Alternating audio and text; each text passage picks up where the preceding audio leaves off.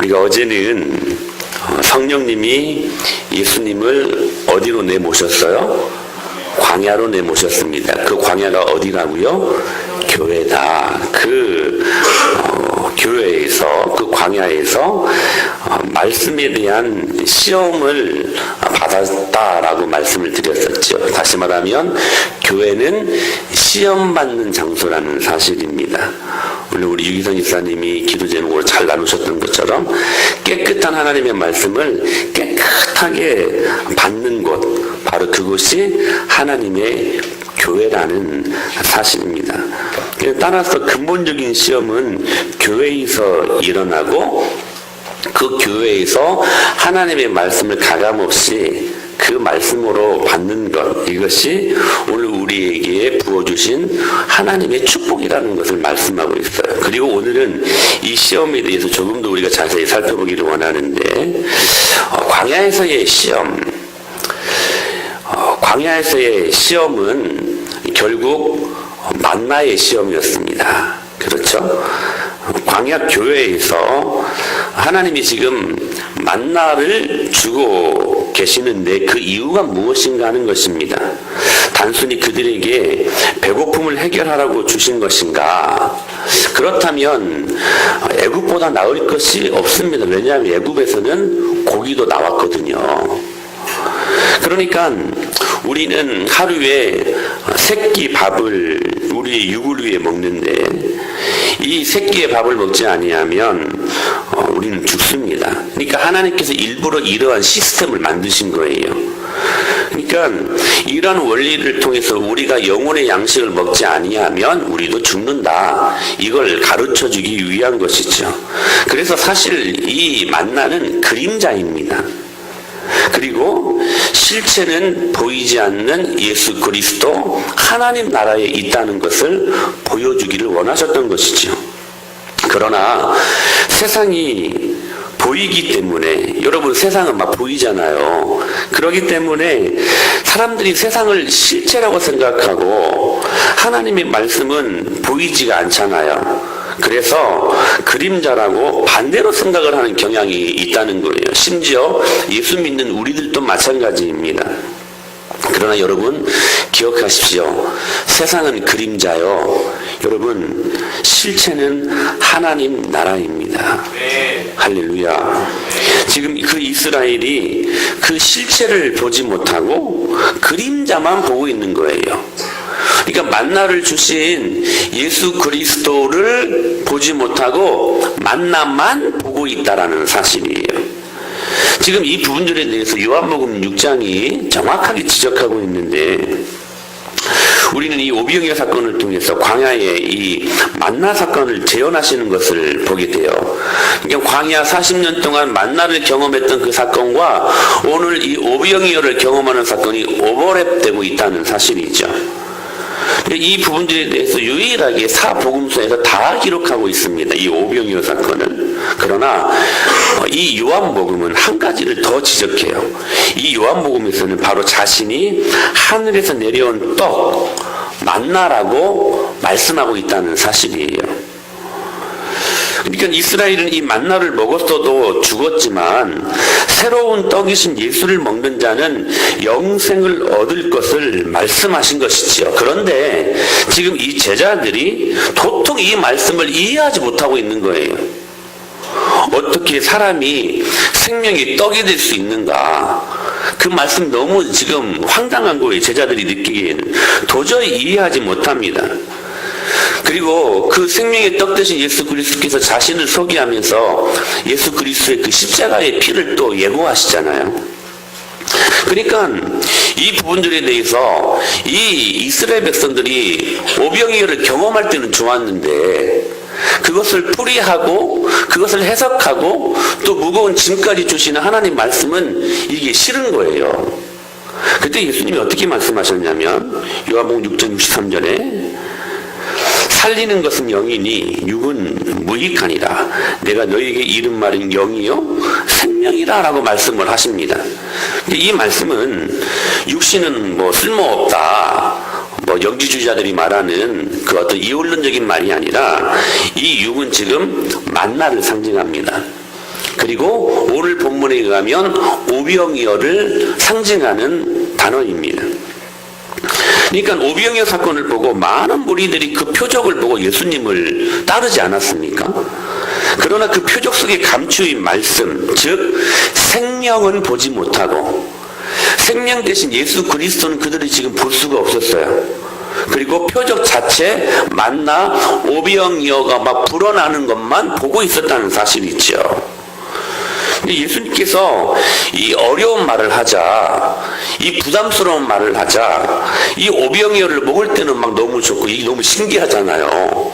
보리떡 5개, 물고기 2마리가 막 계속 나누어 주는데 이게 마술도 아니고 이게 5,000명을 먹였다고 성경은 말씀하는데 어린아이 여자까지 다 합치면 최소 2만 명, 어떤 분들은 5만 명까지 봅니다. 그러니까 이 작은 그냥 피레미 같은 물고기 2마리, 그리고 그냥 보리떡 5개, 어린 그냥 우리 주원이도 이렇게 먹으면 배부르지 않을 작은 도시락이었어요. 이걸 또 나눠주는데도 세상에 2만 명, 5만 명을 먹이는 거예요. 얼마나 신기했겠습니까? 얼마나 재미있었겠습니까? 정말 그들이 황홀경을 아마 느꼈을 거예요. 그런데 그 오병이어를 보여주시고 난 다음에 그 오병이어의 진정한 의미를 말씀하자 이스라엘 백성들이 그 말씀을 이렇게 반응하고 있었어요. 시작. 이 말씀은 참 어렵도다. 이 말씀이 어렵다는 거예요. 그리고 쫓아오던 제자들이 모두 흩어져 버립니다. 예수님을 떠나버립니다. 사랑하는 여러분, 이게 광야에서 바로 깨끗한 하나님의 말씀을 받아야 되는 그들에게 임했던 시험이었습니다.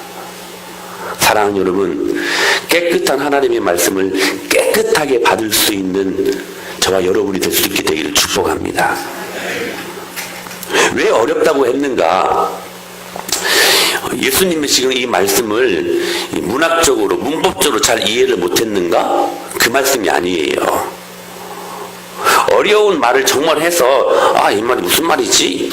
이 의미가 아니라 지금 자신들이 듣고 싶은 말이 아니었다는 거예요.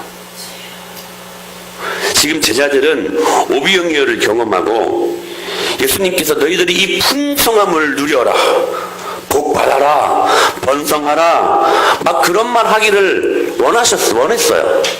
그리고 그런 말 듣기를 지금 원했다는 사실이에요. 그런데 예수님께서 오병이어 사건을 보이신 후에 무슨 말씀을 하셨느냐? 인자의 살을 먹고 인자의 피를 마시는 자에게 주시는 헌신에 대한 부담을 팍팍 주고 계셨다는 사실입니다. 너희가 이 십자가를 질 수 있겠느냐? 하는 말씀이셨어요. 여러분, 이 말씀은 무슨 말씀이에요? 너희들이 나를 위해 죽을 수 있겠니? 그런 말씀이거든요. 여러분, 부담이 돼요, 안 돼요? 되죠, 당연히. 그들은 축복을 주시는 하나님만 좋았습니다.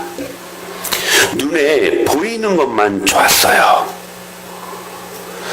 무슨 눈에 보이지도 않는 하나님 나라냐, 보이는 힘이 있는 세상이 주는 이 재미거리가 얼마나 많은데 하면서 고난을 주시는 하나님은 싫은 거예요. 축복은 좋은데 여러분, 우리 예수님께서 항상 축복만 말합니까? 수고하고 무거운 짐진 자들아 다 내게로 오라, 내가 너희를 쉬게 하리라. 여러분, 우리 이 말씀이 여러분의 말씀이 될 수 있게 되기를 축복합니다. 근데 그 말씀으로 끝났습니까? 아니죠. 작은 멍에 하나를 얹어주시지요. 여러분, 우리가 하나님 앞에 은혜 받았으면 그 은혜를 갚아야 되는 것입니다. 축복을 받았으면 헌신해야 돼요. 여러분, 십자가로 우리가 구원받았으면 십자가로 우리의 목숨을 바칠 수 있어야 된다는 사실이에요. 이 오병이어 사건은 정확히 이것을 말씀하는 사건이었어요. 그런데 그들은 실제 되시는 하나님을 보지 못하고 계속 현상, 만나라는 오병이어라는 그림자만 보고 있었다는 사실이에요. 지금 요한복음 6장의 그림은 모세가 이끌었던 광야 때 경험했던 만나 사건과 똑같습니다. 그들은 하나님께서 내려주신 만나도 경험하고, 여러분 보세요. 얼마나 많은 기적을 체험했습니까? 그들이 40년 동안. 낮에는 구름 기둥으로 인도를 하셨어요. 그러니까 구름 기둥을 뭐로 인식하시면 되냐면 시원한 에어컨 정도로 생각하시면 됩니다. 그 광해가 얼마나 뜨겁습니까? 근데 하나님께서는 그들을요 에어컨 바람으로 그렇게 인도하셨어요. 저녁에는 이제 일교차가 커가지고 광야는 영하로 날씨가 내려갑니다. 그러니까 추위로 벌벌 떨어야 되는데 그들에게 무엇으로 인도하셨어요? 불기둥으로 인도하셨습니다. 불기둥은 뭐냐면 아주 산 하나 정도를 태우게 하는, 그래서 막 난방 시스템을 제공하신 하나님의 은혜였어요. 그것뿐입니까? 만나를 경험을 하고 반석을 치면 그곳에서 그냥 졸졸 약수물이 아니라 한 강을 이룰 수 있는, 왜냐하면 이스라엘 백성들 250만 명 정도를 먹여야 되는 그런 물이기 때문에 그런 약수물 갖고는 안 돼요. 이렇게 졸졸 흐르는. 그러니까 반석이 터질 때마다 한 강을 이루는 폭포수와 같은 은혜, 그 기적을 그들이 보았단 말이죠. 그것뿐입니까? 엄청난 하나님의 영광을 그들이 경험했음에도 불구하고, 그리고 여러분 출애굽 시에는 10가지 재앙도 목격하는 수많은 기적들을 보았음에도 불구하고 그들은 역시 현상들만 보고 그 속에 계시는 하나님의 능력을 보지 못했다는 사실입니다. 결국은 그 모든 출애굽 1세대들이 모두가 광야에서 다 죽지 않았습니까? 여호수아 갈렙 제외하고는. 여러분, 오병이어 사건도 지금 그런 경우라는 거예요. 생명의 떡 대신 하나님이신 예수님의 실체를 볼 수 있는 여러분 얼마나 좋은 절호의 기회입니까? 그런데 그냥 한 끼 배부르게 먹는 식사로만 보았지 영원하신 생명의 떡 대신 그 실체 대신 예수 그리스도를 그들이 보지 못했다는 사실입니다. 사랑하는 여러분, 오늘 여러분들에게 수없이 많은 축복들을 주신 하나님을 찬양하시길 바랍니다. 그 주님을 보십시오. 오늘 본문 이 마가복음 1장 13절은 지금 간단하게 예수님께서 시험을 받으셨다고만 소개하고 있지 자세한 내용은 담고 있지 않습니다. 그런데 이 평행 구절인 마태복음 4장에서는 이 시험의 내용에 대해서 아주 자세하게 기록을 하고 있어요. 여러분 잘 아시죠? 이 시험의 내용이 무엇인가? 첫 번째 시험은 돌이 떡이 되게 하는 것이었습니다. 두 번째 시험은 성전에서 뛰어내리라는 것이었어요. 세 번째 시험은 엎드려 경배하라. 그럼 내가 천하 만민의 모든 것들을 너에게 다 주겠다. 사단이 예수님을 그렇게 시험했습니다. 여러분, 이 세 가지 시험의 공통점이 무엇입니까? 다 눈에 보이는 것들입니다. 그렇습니다. 사단은 항상 눈에 보이는 것들로 시험합니다. 그거 기억해야 된다는 거예요. 그리고 그 눈에 보이는 것의 모든 중심이 여러분 누가 있습니까? 이게 중요해요. 이것이 교회되지 못하게 하는 결정적인 장애물이 됩니다. 바로 내 자신이 있다는 사실이에요. 돌을 떡으로 만들어라. 가장 본능적인 인간의 그 식욕을 자극하는 시험 아니었습니까? 제가 그젠가요, 이제 운동하려고 여기 뒷산을, 저는 이제 이름하여 그레이스 마운틴이라고 이름을 지었는데, 릴레이 동산입니다. 뭐 산까지는 아니고 그냥 동산 정도인데, 이렇게 올라가는데 그날따라 제가 좀 출출한 상태에서 운동을 나갔는데, 오후에. 산에서 고기 냄새가 날 필요가 없잖아요. 근데 산에 딱 올라가는 초입 부분부터 그 소고기 맛있게 재우는 그 고기 냄새 있잖아요. 그 고기 냄새가 저희 코를 이렇게 자극을 하더라고요. 제가 이렇게 산을 타는 코스가 있습니다. 그런데 저도 모르게, 정말 저도 놀랐어요. 이게 본능이다 싶었어요. 저도 모르게 그 냄새가 나는 곳으로 제가 그 행선지를 옮기더라고요. 결국 와보니까 제가 원래 타던 산이 아니었어요. 근데 제 크고 개코잖아요. 어떤 분들이 소풍 나왔나 봐요. 그래서 고기 먹고 계시더라고요.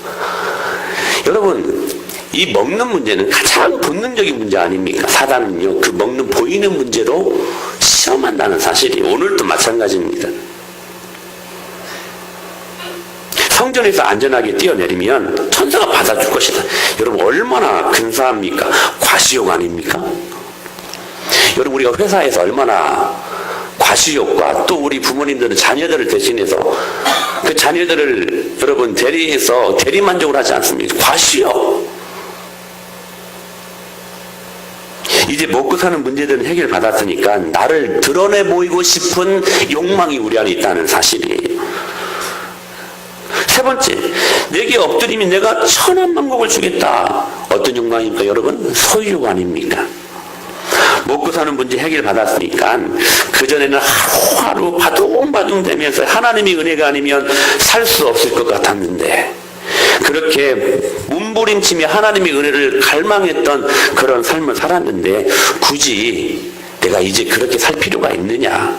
좀 어느 정도 누리면서 좀 여유 있게 하나님도 믿고, 하나님을 안 믿는 게 아니라 하나님도 믿고 동시에 세상도 믿고 세상도 즐겁게 누리고 하나님도 소유하고 세상도 소유하고, 그래서 여러분 모두 눈에 보이는 것들로 살아는 시험을 걸어온다는 사실이에요. 여러분 이게 우리들의 현주소 아닙니까? 일단 눈에 보이는 대로 삽니다. 그리고 눈에 보이는 대로 우리들의 모습들이 각이 되어 있어요. 그리고 사단이 끊임없이 시험하는 것처럼 그 앞에 우리가 우리의 머리를 조아릴 수밖에 없다는 사실, 그렇게 우리가 하루하루를 살고 있다는 것입니다. 근데 여러분들이 질문하고 싶어요. 정말 여러분들에게는 어떤 예수님이 필요한가? 십자가 지신 예수님이 필요합니까? 아니면 슈퍼맨 예수님이 필요합니까? 여러분 십자가는 눈에 보이지 않습니다. 그러나 슈퍼맨은 눈에 보입니다. 그래서 우리는 항상 눈에 보이는 슈퍼맨 예수님만 필요로 하는 거예요. 그러다가 여러분 기억하십시오. 영원한 실체 되시는 십자가의 주님을 잃어버리고 만나는 사실입니다. 물론 실체 되시는 예수님을 십자가로 만나면 예수님께서 그분의 뜻에 부합할 때에 우리들의 모든 기도를 응답하심을 믿으시길 바랍니다. 우리가 기도할 때 그분을 응답하시는 분이세요. 그분의 뜻대로 구할 때 주님은 하나도 어김없이 남김없이 우리에게 하나님 나라를 송두리째 주시는 분이심을 믿으시길 바랍니다. 중요한 것은 슈퍼맨 예수님만 바라보면 나의 욕망을 채우기 위한, 내 뜻을 관철시키기 위한 그 예수님으로만 우리가 바라본다면 십자가 지신 예수님을 결코 바라볼 수 없다는 사실입니다. 여러분 그래서 오늘 이 오병이어의 수많은 축복을 경험했던 그 수많은 사람들 중에 여러분 기억하십시오. 바라바를 내놓고 십자가로, 예수를 십자가로 못 박아라고 했던 그 일들에 이 오병이어의 현장에 있었던 수많은 사람들이 동조하고 있었다는 사실입니다. 한때는 이런 예수님의 모습을 오해해서 심지어 세례 요한도 예수님께 이렇게 제자들을 통해 물으라고 합니다. 오실 메시아가 당신 맞습니까? 오실 메시아가 과연 당신 맞습니까? 여러분 왜 이렇게 물었습니까?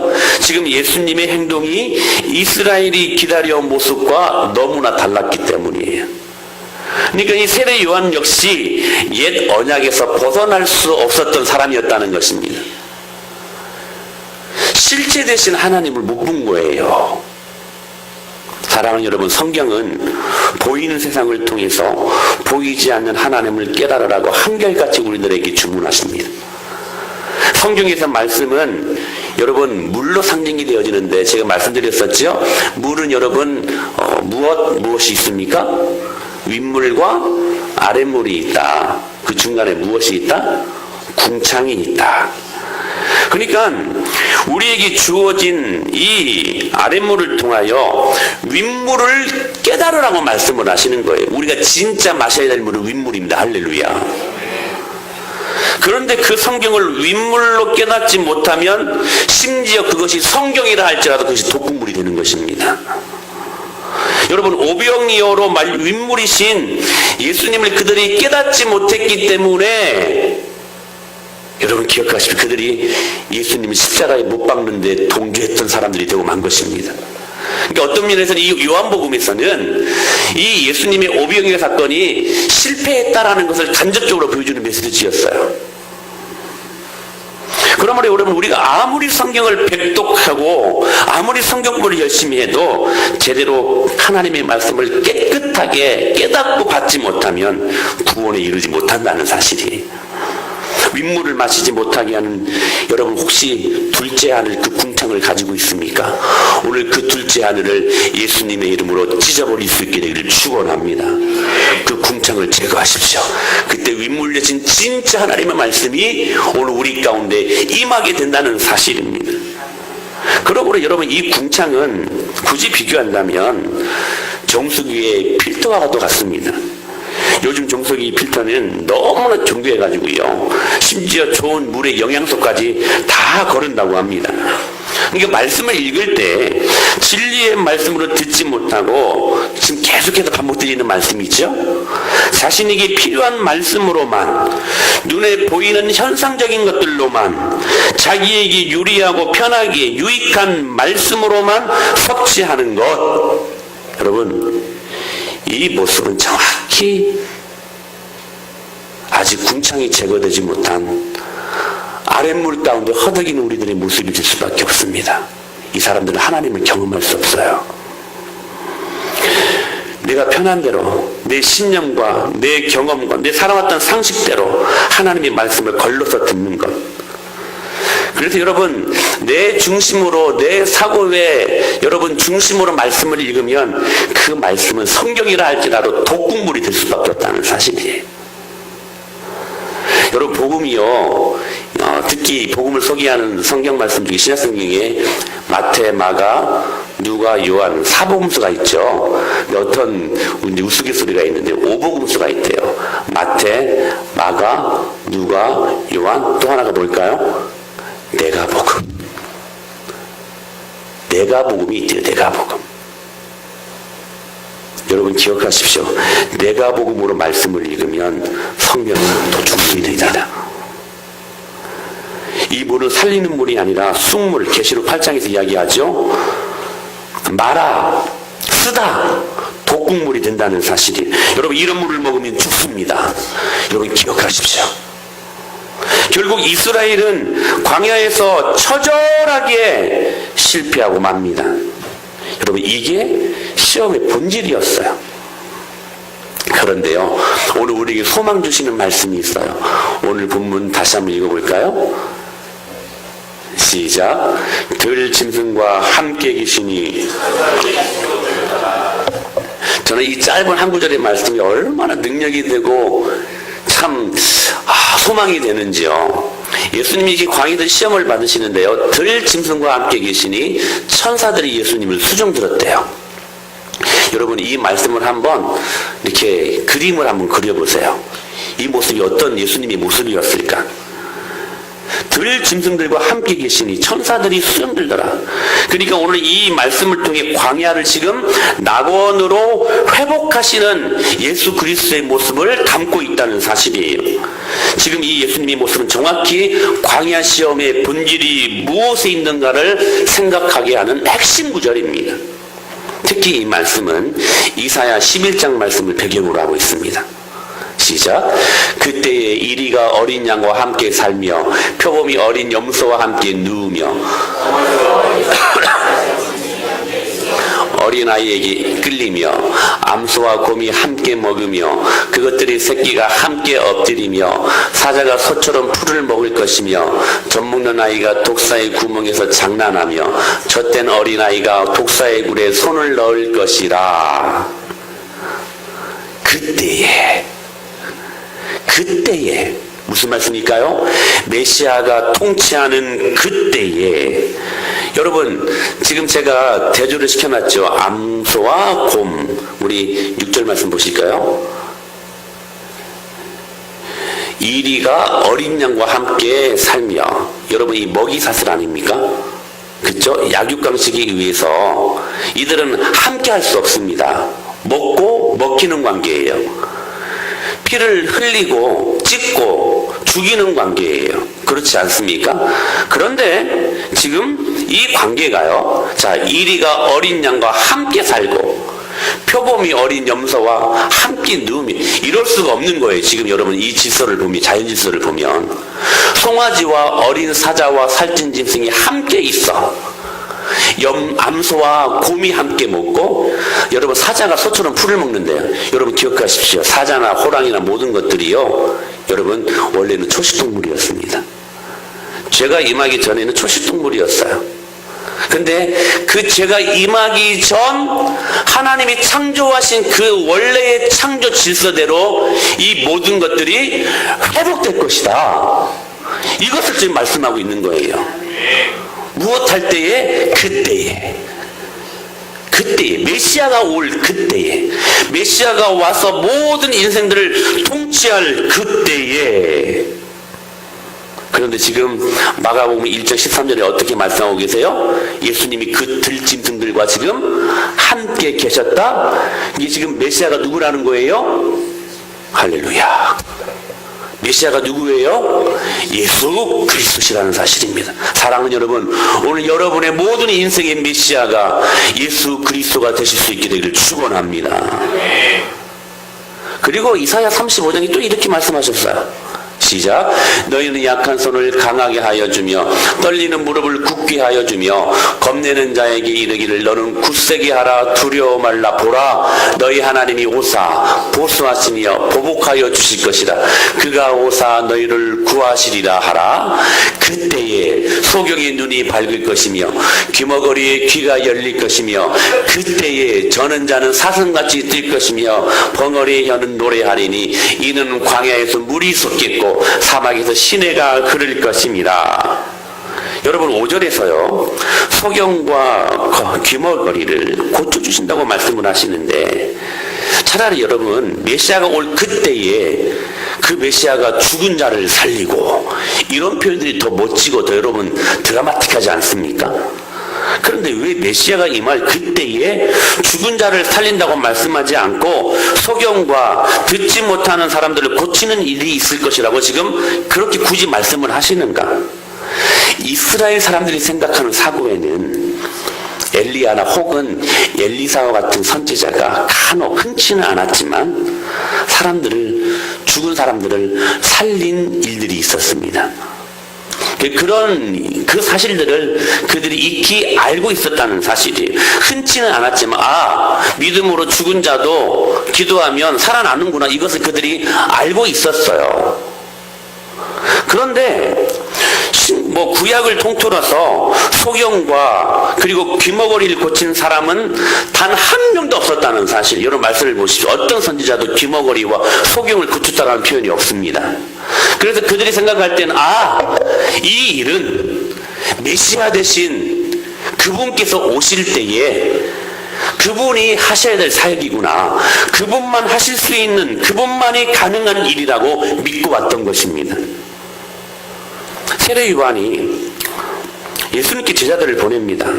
자신이 생각했던 메시아의 모습이 아니어서 의심하며 당신이 오실 바로 그 메시아입니까? 그분이십니까? 라고 질문했을 때에 예수님께서 뭐라고 말씀하셨어요? 네 스승에게 가서 이렇게 전하라. 가서 소경이 보고 귀머거리가 듣고 복음이 가난한 자에게 전파된다고 하라. 그러면 알아먹을 것이다 라고 말씀하신 거예요. 하루는 예수님께서 벙어리를 고치십니다. 그때 이스라엘 백성들이요 이구동성으로 놀라면서 이렇게 고백했어요. 시작. 귀신이 쫓겨나고 말 못하는 사람들이 말하거늘 무리가 놀랍게 여겨 이르되 이스라엘 가운데서 이런 일을 본 적이 없다. 이런 일을 본 적이 없어요. 이것은 누구만이 하실 수 있는 일이다? 메시아만이 하실 수 있는 일이다. 그런데 지금 이 일들을 누가 하고 계세요? 예수님이 하고 계신다는 사실이에요. 그렇다면 결론이 납니다. 예수님이 우리가 기다렸던 메시아십니다. 예수님이 우리의 주인이십니다. 예수님이 우리 교회의 머리 되십니다. 여러분, 그분이 통치할 때에, 예수님이 우리 가정을 통치할 때에 하나님이 창조하셨던 원래의 모습대로 여러분 회복됨을 믿으시길 바랍니다. 다른 데서 여러분 응답을 구하지 마십시오. 다른 데서 여러분 문제 해결을, 회복을 여러분 바라지 마십시오. 오직 모든 회복의 답은 예수 그리스도 유일한 그분 한 분에게만 있음을 믿으시길 바랍니다. 그렇게 수많은 구약의 선지자들이 예언한 하나님 나라를 회복할 메시아 예수 그리스도. 그러므로 여러분, 광야 시험의 모든 본질은 예수 그리스도의 통치에 있다는 것입니다. 이거 말씀하는 거예요. 여러분, 자신의 모습을 한번 체크해 보십시오. 과연 여러분은 정말 예수 그리스도께서 통치하는 인생을 살고 있는가? 여러분의 가정은 예수님이 통치하는 가정이십니까? 여러분의 관계하는 모든 삶의 영역 속에서 예수님이 통치하십니까? 사랑하는 여러분, 그 통치가 임하기를 축원합니다. 그래서 이렇게 이사야 61장에서 말씀을 하십니다. 같이 한번 말씀을 보실까요? 시작.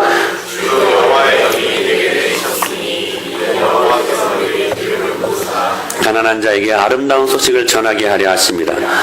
나를 보내사 마음이 상한 자를 고치며 포로된 자에게 자유를, 갇힌 자에게 노임을 선포하며 여호와의 은혜의 해와 우리 하나님의 보복의 날을 선포하여 모든 슬픈 자를 위로하되 무릇 시온에서 슬퍼하는 자에게 화관을 주어 그 죄를 대신하며 기쁨의 기름으로 그 슬픔을 대신하며 찬송의 옷으로 그 근심을 대신하시고. 할렐루야.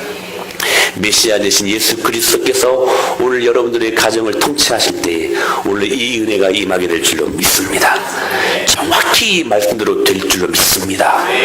모든 슬픔이 변화되어져 기쁨으로 노래하는, 슬픔 대신에 찬송의 옷으로 대신하는 그 인생이 되게 하실 줄로 믿습니다. 여러분, 교회에서 시험 받으십시오. 하나님 말씀으로 훈련 받으십시오.